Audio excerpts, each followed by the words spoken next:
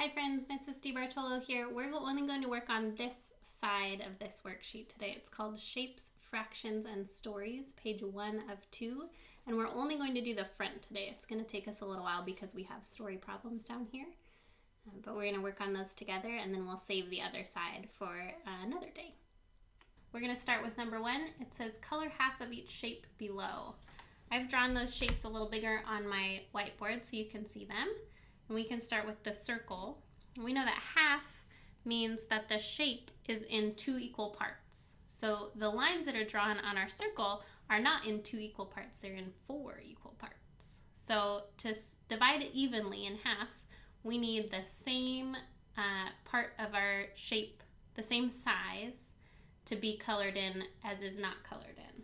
So we're just coloring half of each shape. So I'm going to pretend like there's only one line here. I'm going to look at this line that's down the middle, and I'm going to look at this side of the shape as half and the other side of the shape as half. And so I'm going to color in this side over here to show half. If you would like to do it differently and color the other side, that's okay. You just need your circle to be in 2 equal pieces. Okay? So same idea here with the square. I want you to take a look at that square and try and color it so that it's in 2 equal pieces. One of them is colored and one of them isn't. And the same thing down here with the triangle, which is a little easier for you because they've already divided it into 2 equal pieces and you just need to choose one to color. Okay, so once we're done with that section, we'll move on to our story problems. I think what will be most helpful here is if I read you the problem so that you have it ready to go and solve, because you have lots of great strategies to use. So we'll start with this first one that's here next to letter A. Let me read it to you. It says, Louis and his sister Elisa like to count cars as they go by their house. Louis counted 10 yesterday and Elisa counted 7 today. How many cars did they count in all? So that in all is giving you a clue that we're going to put those 2 numbers together, Louis's number and Elisa's number. You can draw a picture if it helps you, or you can make a number sentence, which is another word for an equation, whatever is helpful to you. So go ahead and pause and work on solving, and then come back to hear the next problem.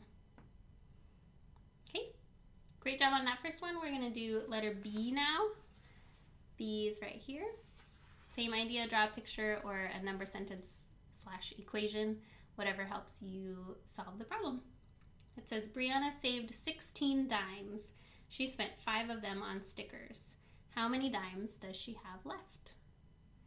Okay, so some of you might be thinking like I'm thinking about how many cents dimes are worth. But we don't actually need to know how many cents this is. They just want to know how many dimes. So we're just thinking about little coins, and we want to know how many we have. So Brianna saved 16 dimes. She spent 5 of them on stickers. So she had some, and then she spent some of them, so they're gone from her now. And they want to know how many dimes did she have left. So thinking in your head about whether you're doing a plus or a minus here, and then working on your picture or your number sentence to solve this. Okay, go ahead and pause and then come back when you're ready for the third one.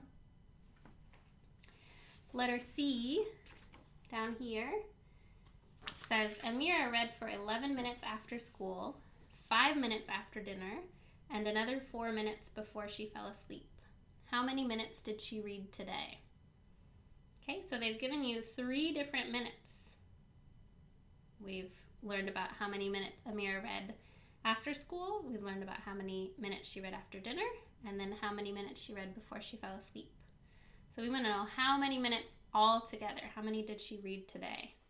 So I want to remind you of this strategy that we thought about before, that is finding friendly numbers, numbers that could go together to make an easy number that you know how to add.